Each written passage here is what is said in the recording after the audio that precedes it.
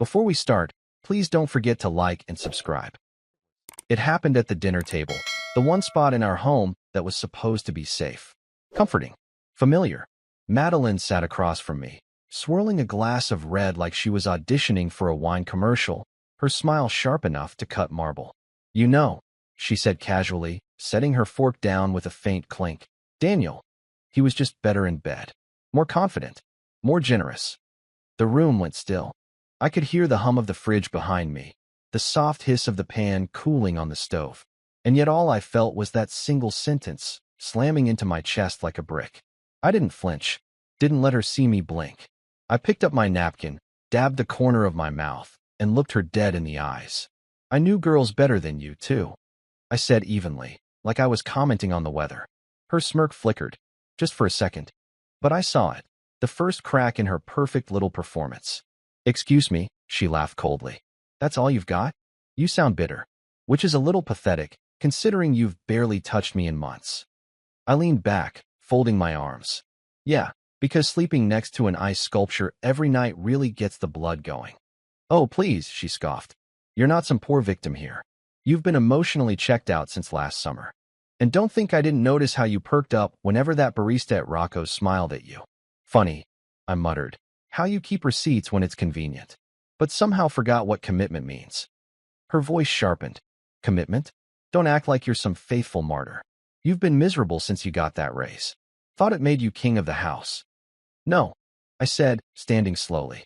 "I thought it meant we could finally breathe, that we'd earned a little peace. But clearly, you were looking for fireworks." She pushed her chair back hard, nearly toppling her wine. "You know what your problem is, Eric? You think playing the calm one makes you the good guy." "No," I said, voice low. "But it's better than playing the heartless one." Silence fell between us like an anvil. She stood there a moment, lips parted like she was reaching for another dagger, but none came. Instead, she turned, grabbed her clutch, and walked out the front door without another word. The door slammed. I stood alone in the dining room, still half holding my fork. The roast was cooling. Her wine glass still spun slowly in place, like the room itself hadn't caught up with what had just happened. That was Madeline for you. Always playing with fire, just to see if I'd burn. And tonight, I didn't flinch. Our house sat quietly in the glow of dusk, 2 stories in a quiet street in Springbrook, Illinois. I was 39, a financial analyst for a mid-sized firm, quiet mornings, spreadsheets, podcasts during my commute. Madeline was 36, a marketing exec with sharper teeth than anyone I'd met in corporate life. We'd been married 11 years. And yet, in that moment, I knew that line she crossed. It wasn't just about Daniel. It wasn't even about the bedroom. It was about power. And what she didn't know, not yet, was that I'd finally decided to stop playing defense. The next morning, I walked into the downtown law office like a man arriving early for his own rescue. It had rained overnight, just enough to slick the sidewalks and paint everything in a soft gray hue. My breath fogged slightly in the chilled January air as I pulled open the glass door of Brantley and Morse Legal. I hadn't been here in years, not since I signed some contracts for a startup that never made it past beta. But Patrick Brantley had built something real. "Look what the cat dragged in." A familiar voice called from behind a mahogany-paneled glass wall. Patrick stepped out from his office, wearing the same crooked grin he'd had since undergrad, just now attached to a much more expensive haircut. I held up a hand. "Before you say anything, I owe you an apology." "For what?" "For ignoring your advice 11 years ago." He laughed, clapping me on the back as he ushered me inside. "Please. Watching people ignore my advice is how I bought this coffee machine." Inside, his office was sleek, minimalist, but sharp. Leather chairs, glass desk, framed photos of courtrooms and river trails from our hiking days. He gestured for me to sit, then pulled 2 mugs from the counter behind his desk and poured fresh coffee. I sat down, exhaled slowly, and finally said it. "Turns out that prenup you insisted I didn't need back then saved my life." He didn't even blink, just handed me the mug and leaned back in his chair. "I've seen hundreds like her." I smirked. "Madeline." "No," he replied, pointing his mug at me. "You. The good guy. The stable guy. The spreadsheet and Sunday routine guy who marries a firework and calls it love." I couldn't help but chuckle, because it stung with accuracy. "She wasn't always like this," I muttered, more to myself. Sure she was, Patrick said simply. You just thought you could outlast it. I nodded slowly, staring into the swirl of steam above my cup. She told me last night. Daniel, her ex, was better in bed. Patrick raised his eyebrows, but didn't interrupt. She said it like she was commenting on the weather, then smirked like she'd scored some kind of point. I paused. I told her, I knew girls better than you two. And she left. He let out a low whistle. Cold man, but deserved. I didn't even raise my voice. I just looked at her and realized this isn't the woman I built my life with. This is someone playing chess with my dignity. Then it's time to flip the board, Patrick said, tapping the desk with his finger. And lucky for you, we still have the rules. He reached into a drawer and pulled out a thick folder, my prenup. He kept a signed scan on file, of course. Patrick was thorough like that. You're covered, he said, flipping it open. Everything you had before marriage is yours. Anything you've earned individually stays yours, too. Joint assets are fair game. But if she's the one who broke the marriage, and we can prove it, she doesn't even get those. She broke it, I said quietly. She just doesn't realize it yet. Patrick glanced at me, expression calm but sharp. So, you want this quiet? Or do we play it loud? I didn't hesitate. Quiet. For now. But decisive. He nodded, already tapping something on his laptop. I'll set up a trust. Start separating funds. Do it clean, legal. She won't even know until she tries to spend something. And when she does? Patrick grinned. That's when we pull out the clause on infidelity. If she's cheated, she loses everything. I nodded slowly, my fingers tightening around the mug. Then we confirm it. And if she has, I want her to feel it. Not with anger, with silence. With precision. Patrick leaned back, satisfied. Welcome to the game, my friend. Now let's make her regret underestimating the quiet guy. That afternoon, I pulled into the driveway like I always did. Slow, silent, invisible. From the outside, everything still looked the same. Our red brick colonial sat there calmly beneath the gray sky, the porch lights still on from Madeline's forgetfulness the night before. A recycling bin tipped over from the wind, my coat hanging neatly on the hook just inside the door, the faint smell of her vanilla candles still clinging to the air. But inside me, everything had changed. I hung up my coat, loosened my tie, and walked into my home office with the same calm energy I always had. Nothing about me looked like a man on the warpath. But that was the point. I sat down at the desk, opened the laptop, and logged into our joint account. The screen flickered.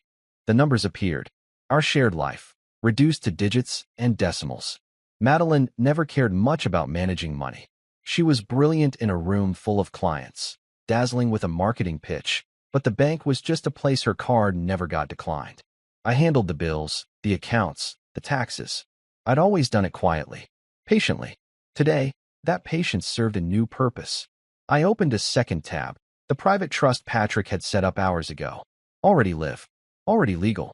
Already bearing my name only. Click. Transfer from joint checking, $18,400. Click. From emergency savings, $32,000. Click. From brokerage, $47,800. Each keystroke landed like a silent gavel. Click. Click. Click. I moved with the efficiency of a man who wasn't emotional anymore. No fire. No fury.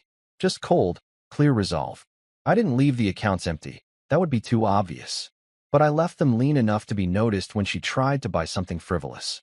As the transfers processed, I took a slow sip from the glass of water I'd set beside me.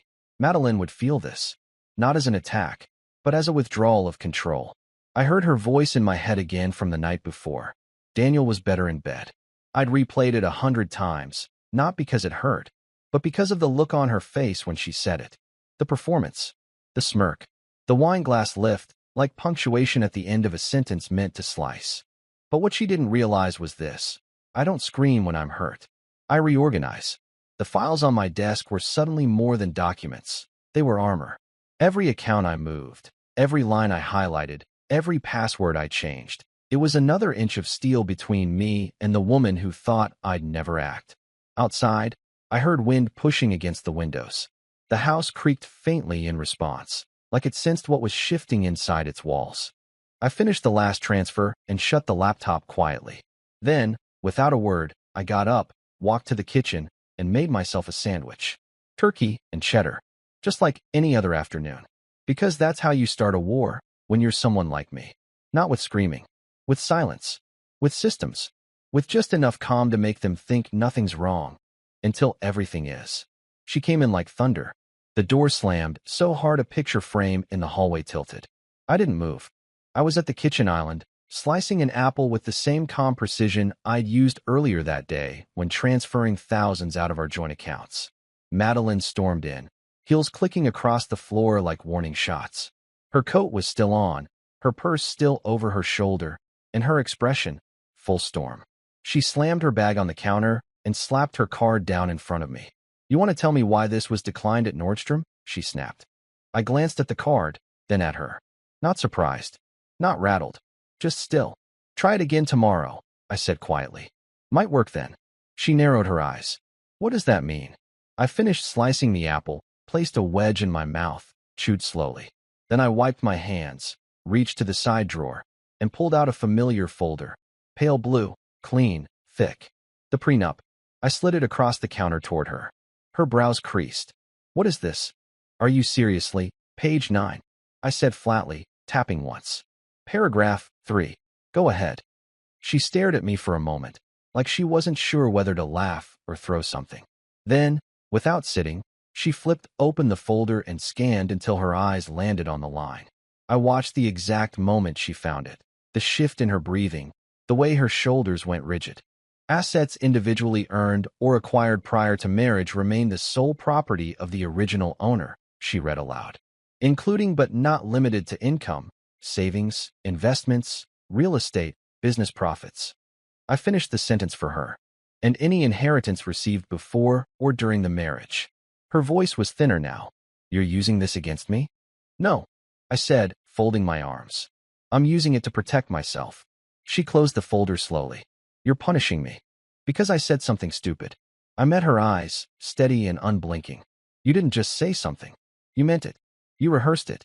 You wanted to hurt me, and you wanted to see how deep the blade could go." She flinched, just slightly. "Eric, come on." It was a dig, all right. A low blow. "We were fighting. We weren't fighting." I cut in. "You were performing. You needed to feel like you had power. So you went for the one thing you thought I wouldn't defend." She looked down at the folder, her voice quieter. "So what now? You freeze me out of everything?" "Not everything," I said. "Just what isn't yours." Her eyes snapped back to me. "That's financial abuse." "No," I said calmly. "It's preparation. And protection." She took a shaky breath, folded her arms. "You're overreacting. You're seriously willing to burn this marriage over one comment?" "That's the thing," I said. It wasn't just one comment. Her silence was answer enough. I leaned in slightly, voice lower. "Madeline, if I find out that there was more behind that sentence, if there's anything real connecting you to Daniel again, or anyone else for that matter, you will lose everything. This prenup doesn't just protect me from asset loss. It voids any claim you have on what we built together if infidelity is proven." Her eyes widened. Panic bloomed across her face like a slow poison. "You're bluffing," she said. "You don't have proof of anything." "Not yet," I said. "But I'm very good at collecting things. Details, timelines, phone records, pictures." She swallowed hard. I stepped around the island and placed the folder gently back in the drawer. "You walked into this marriage with designer heels and a carry-on suitcase," I said evenly. "I carried everything else. And now, I'll be keeping it." She said nothing. Not right away. The power had drained from her face, her voice, her posture. She looked like someone who had just realized the house she thought she owned was actually a rental. An eviction was coming fast. "You said you loved me once," she murmured. "I did," I said. "And I still might have. But you insulted my loyalty. So now all that's left is business." I walked out of the kitchen and left her standing there, cards still on the counter, folders still echoing in her mind. And in that quiet, I knew the shift had begun. She wasn't the storm anymore. I was. The next morning, I met Patrick at a quiet cafe off Lake Street, the kind of place that served artisan espresso with foam so perfect it looked photoshopped. We sat near the window, 2 laptops open, one mission. Patrick took a sip of his drink and nodded at my screen. "Let's start with her tagged photos." I scrolled through her feed, years of carefully curated perfection flashing by, charity events, Weekend brunches, staged wine glasses with string lights in the background. Madeline had always known how to make a moment look more glamorous than it felt.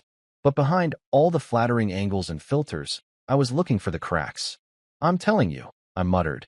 "If she slipped up, it'll be here." Patrick smirked. "People always slip up online. It's where their vanity meets their carelessness." I clicked into a photo from 6 weeks ago.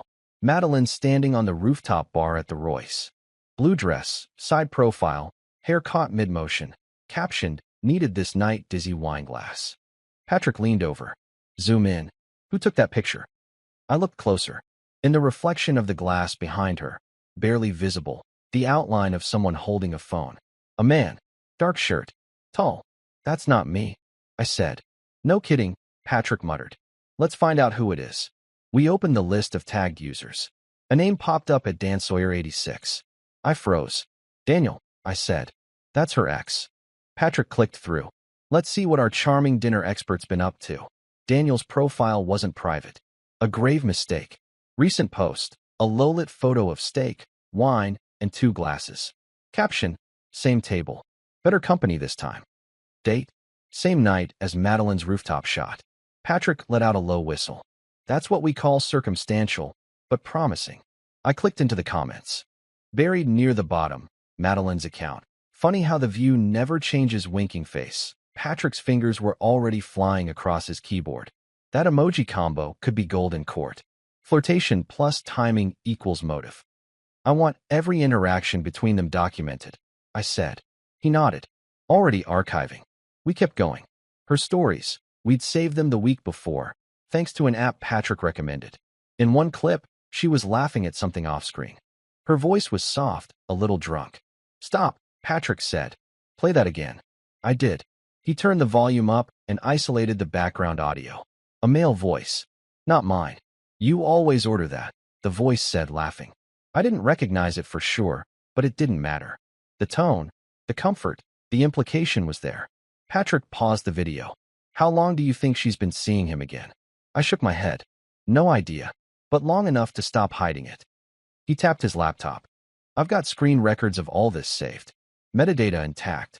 She can delete anything she wants now, but we've already frozen time." I leaned back in my chair, hands folded. She said I was cold, that I checked out. Patrick gave a dry laugh. "Funny how the moment you get smart, they start rewriting history." We dug deeper. Photo tags, mutual follows, comment likes. I was amazed at how fast a pattern emerged, a breadcrumb trail of digital arrogance. 3 weeks ago, Madeline commented a fire emoji on Daniel's gym mirror selfie. 2 weeks ago, she liked a post of him at the beach, caption, "Could get used to this view." 6 days ago, Daniel replied to her with, "Some things are better the second time." Patrick flagged each one, dropping them into a growing folder named Exhibit A, Reconnection. "You think she's dumb enough to think this stuff won't matter?" I asked. "She doesn't think at all," Patrick replied. "She posts. And in court, that's enough." A waitress came by to refill our coffee. I barely noticed. I was staring at a picture Madeline posted last month. A wine glass, a hand, a caption, "Old habits, new rules." The hand wasn't mine. I looked at Patrick. "How soon can we bring this to the table?" He shrugged. "Give me 2 more days. Let her dig her own digital grave a little deeper." And just like that, we went back to scrolling. 2 men in suits, sipping espresso and digging through a curated life, one double tap at a time. It started that evening. I was back home, heating up leftovers and watching the loading bar crawl across my laptop screen as Patrick's compiled archive finished syncing to the encrypted drive. And then, a ping. "Patrick, check her Instagram. Now." I opened the app and tapped into her profile. Gone. Well, not entirely. Just gutted. Over half her photos vanished. Captions rewritten. Comments scrubbed. The flirty emojis replaced with generic words like "fun night" and "love this place." A once carefully curated illusion of confidence was collapsing right in front of me, and fast. Another ping. "Patrick, she's panicking. Digital damage control." Texts too. Saw 3 unsent replies to Daniel's posts in under 5 minutes. I replied, "She knows we're close." His response came with a smug little satisfaction I could almost hear. "Doesn't matter. We already archived everything." I leaned back in my chair, watching as Madeline locked her account down completely, from public to private in real time. Her follower count dipped. Her bio changed. Even her profile picture was switched to some vague stock-style flower, as if pretending she was a new person could erase the tracks she'd already left behind. But it was far too late. See, Madeline never understood how quiet men like me fought. She thought strategy was manipulation. That composure was weakness. That silence meant surrender. She never once considered that the man who handled the bills, tracked the statements, and managed the Wi-Fi password might also know how to build an airtight legal strategy. I stared at her ghosted profile, the screen now displaying, "This account is private." And I smiled. Across town, Patrick was already organizing the files by relevance: photos, metadata, captions, timestamps, and context, all bundled up, ready to be presented in court like a digital autopsy report. Another message from him popped up. "You want me to send her a little note? Let her know it's too late?"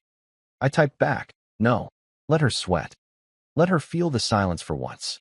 Let her refresh the page, hoping something's changed. Let her check her messages and find none." Because this time, it wouldn't be her smirking over a glass of wine. This time, she was playing defense, and she didn't even know the rules. And that was the beginning of her unraveling. While we're here, please press like and let me know you're with me. It was a Thursday, cold, dry, uneventful, until I turned the corner onto our street and saw a moving trailer parked in my driveway like it had every right to be there. My first thought wasn't even panic. It was disbelief. A numb kind of really? That made me slow the car to a crawl. That trailer was big, rented for a full-day haul, back door open, and standing beside it, barking orders at two movers in gray polos, was Madeline. She wore sunglasses, dramatic, oversized ones, even though the sky was overcast. Her arms flailed as she pointed at furniture like a real estate tycoon ordering a purge. Her voice cut through the air. "That's mine. The coffee table, too. Anything we picked out together is joint property. Take it all." I parked, got out slowly, and didn't say a word. Not yet. The movers hesitated when they saw me. I recognized one of them from a local company. College kid, barely 20. He gave me a nod that said he didn't want trouble, just a paycheck. Madeline spun around when she heard my footsteps crunching on the driveway. "Well," she said, lifting her chin. "Took you long enough." "What is this?" I asked, voice low and steady. "A collection," she replied, "of everything I'm legally entitled to." I walked past her, up the steps to the front door. The lock had been scratched, not broken, but tampered with. "You try to change the locks?" I asked without looking back. She scoffed. "You changed the bank accounts. Don't start preaching fairness now." I turned. "You show up with a trailer and try to gut the house while I'm at work. That's not fairness. That's theft." Her voice rose. "It's not theft if my name's on it too, Eric." A few curtains on nearby houses shifted. I could feel the neighbors peeking. Springbrook was the kind of place where quiet streets meant loud gossip. And Madeline, she wasn't lowering her voice for anyone. "You don't get to play victim here," she snapped, pointing a finger at me. "You iced me out. You stole money. You're the one who started this." I stepped closer, speaking so only she could hear me. "You started it the moment you decided humiliation made for good dinner conversation." She glared. "Don't act like you're some wounded saint. You've been waiting to punish me. Well, guess what? You don't control everything." She turned to the movers, waving aggressively. "Go on, keep loading." One of the guys looked at me helplessly. "Sir," she said, "it's joint property. We don't want to get in the middle." I nodded. "That's fair. So let's clarify something." I walked into the house, grabbed the file I now kept on the hallway table, the one with a copy of our prenup and a breakdown of assets, marked by colored tabs. I brought it outside and opened it right there on the porch like a lawyer at trial. "This couch," I pointed, "bought it with funds from my separate account. This dining set, gifted by my parents. These paintings, mine before the marriage." Madeline looked at the pages, and for a moment, her mouth opened, then closed again. "You're making this public," she said quietly, suddenly aware of the eyes on us. "No," I said. "You did that when you brought a trailer and a tantrum to my front lawn." Her voice cracked, but she covered it with anger. "You're not allowed to change the locks. And you're not allowed to lie about what belongs to you." I shot back. She dropped her sunglasses just enough for me to see her eyes. Wide, glossy, frantic. "You think you're winning," she hissed. I didn't reply. I just looked at the movers and said calmly, "If anything leaves this property without verified receipts, you'll be participating in a civil theft case. Your choice." The older mover cleared his throat. "We'll wait in the truck." They packed up quickly, sliding the trailer door shut with a loud bang. Madeline stood frozen in place, her fists clenched at her sides. "You humiliated me," she whispered. I met her eyes. "No, I just stopped letting you do it to me." And with that, I walked back inside, closed the door behind me, and left her standing on the lawn, a queen without her court. I stood just inside the front door, hand resting on the frame, listening to the silence that followed the slammed trailer. It wasn't peaceful. It was the silence right before something breaks. Madeline was still on the lawn, still seething, still clinging to whatever thread of control she thought she had left. I opened the door again, leaned out, and called down calmly, "You want to move out?" I said. "Fine. Let me help you." Her head snapped up. "What?" I didn't answer. I just turned, climbed the stairs without urgency, and headed straight to the bedroom closet.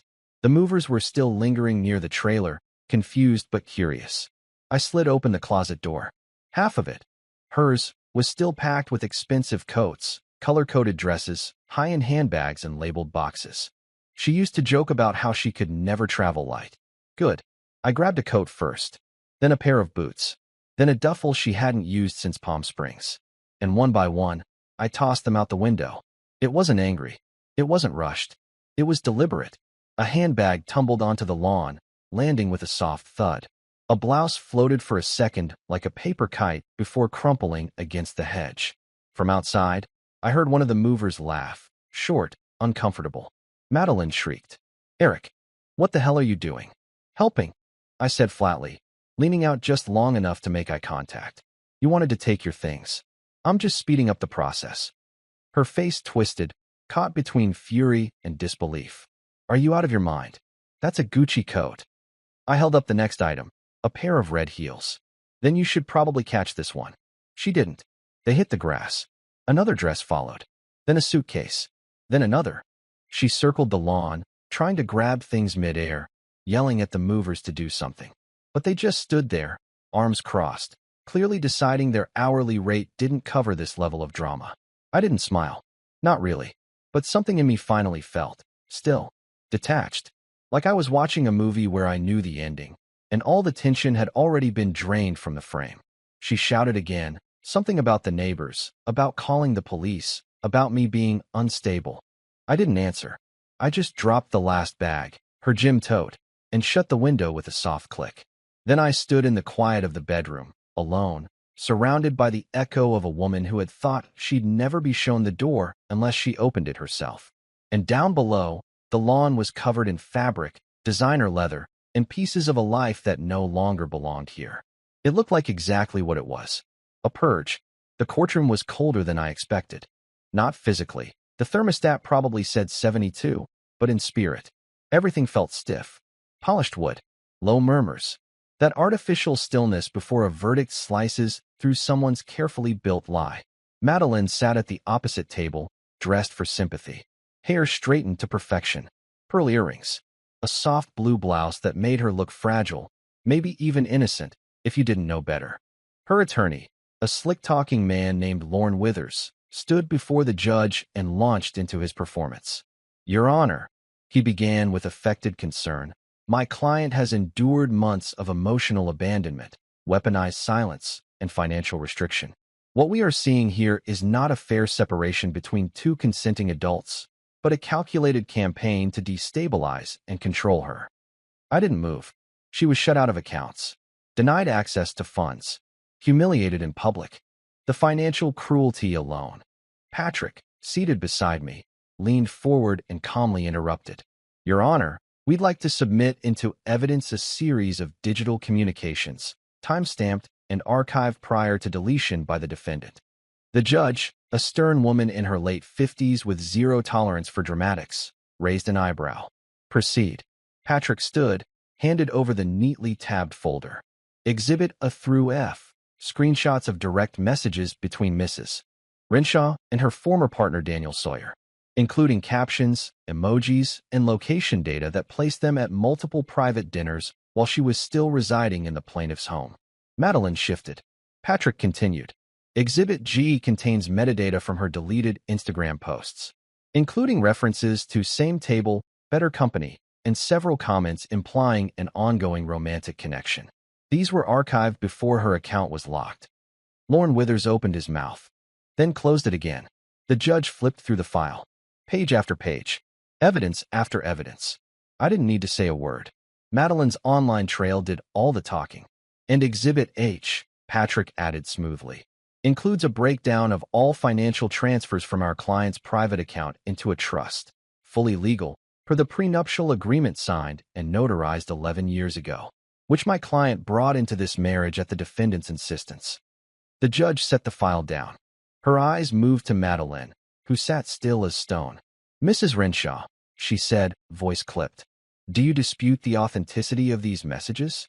Madeline's voice was barely above a whisper. They were just conversations.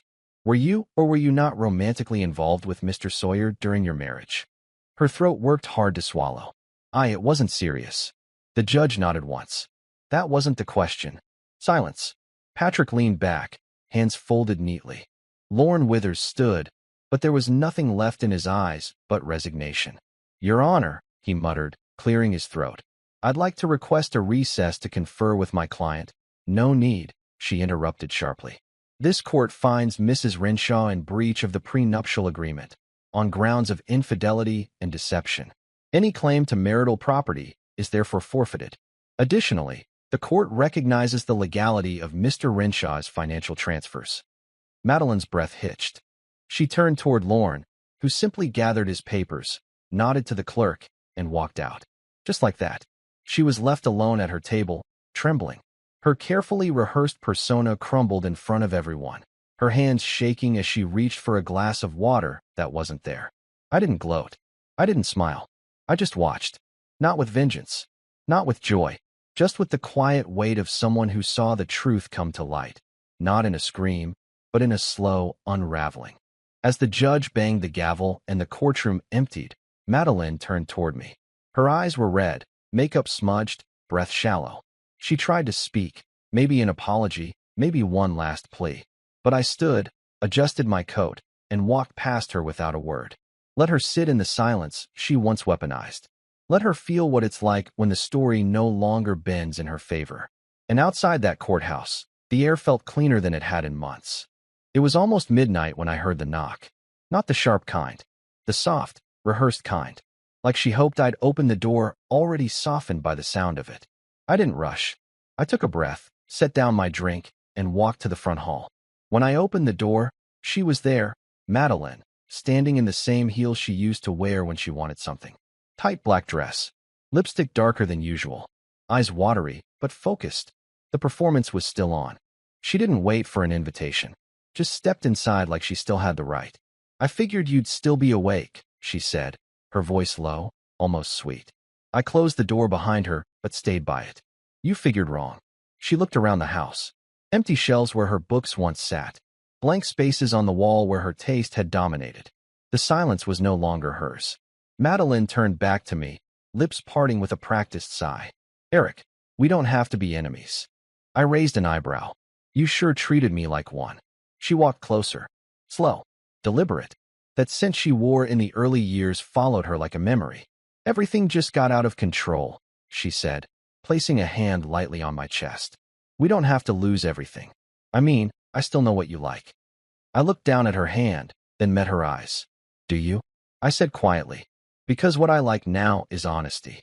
She leaned up on her toes slightly, her voice a breath against my jaw. I can still give you something no one else can. I let the moment stretch. Let her believe she had me. Then I stepped back. Sorry, I said, with a small smirk. I already slept with someone better than you. It wasn't about revenge. It wasn't even true. But it hit her like glass to the face. Her whole body recoiled. The softness vanished. Her voice snapped. You're disgusting. No, I said.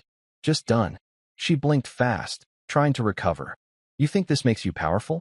Walking away from everything we built? I opened the door and looked her square in the eye. No, Madeline. I think it makes me free. She stared at me, shaking, jaw tight. Then she left, stormed out into the night, like she had somewhere else to go. But I knew better. She had no plan now, and I had no reason to care. The next evening, I sat across from Patrick at a quiet bar just off Monroe. The kind with leather booths, soft jazz playing from some hidden speaker, and bartenders who didn't rush a pour. He slid a glass of whiskey toward me, the good kind, dark, warm, earned. To clean exits, he said. I lifted mine. To sharp contracts. We clinked, and I took a long sip. It burned in a good way. Like clarity. Patrick leaned back, watching me over the rim of his glass. You know, he said, you almost didn't sign that prenup. I remember. 11 years ago. You sat on my office couch for 2 hours talking about how love makes the paperwork feel cold. I smiled faintly. Yeah. I said something stupid like, we'll never need it. He snorted. You said, and I quote, Madeline isn't like that. I shook my head slowly. Close call. Patrick nodded, finishing his drink. Close call? Man, that prenup saved your house, your accounts, your retirement, and let's be honest, your peace. I didn't disagree. I just stared into the amber in my glass and let the quiet settle. After a moment, I said, You think she ever loved me? Patrick tilted his head. Maybe, in her own way. But sometimes people don't know how to love without power. And once you stop letting them hold it over you, they panic. I let that sit, then smiled. Next time, I'm signing first. He raised his empty glass. Next time, date later. We both laughed. And for the first time in a long while, it felt real. No tension, no strategy. Just the simple truth that sometimes surviving something teaches you more than all the plans in the world.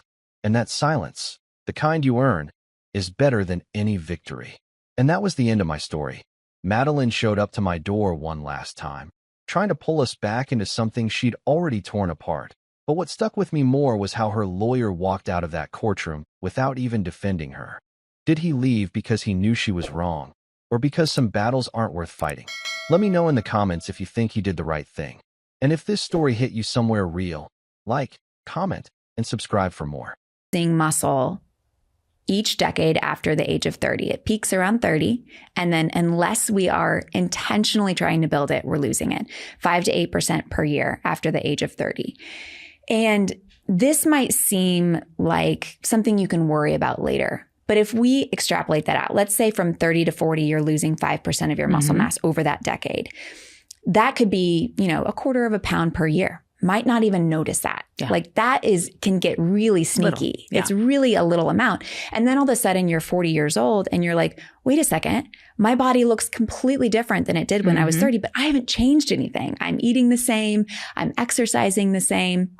And what we see from the literature is that it's not necessarily chronological age that is causing a decrease in metabolism or causing us to feel different. It's that we are losing mass as we age. We are losing muscle mass, lean mass. So if we can maintain the same amount of lean mass that we could when we were at our peak in our 20s and 30s, your metabolism is so much better. You feel better. Your insulin sensitivity is better. So I really do see muscle as this is something that we all need to be prioritizing. It's never too late, but it's also never too early. Well, I love you saying that because I think we need to talk about both those. We say a lot, it's never too late, but it's never too early in a lot of these cases. And we're talking about, women coming into perimenopause or coming out of pregnancies. These are all those years kind of go together. They really do. They kind of blur. They do. How does muscle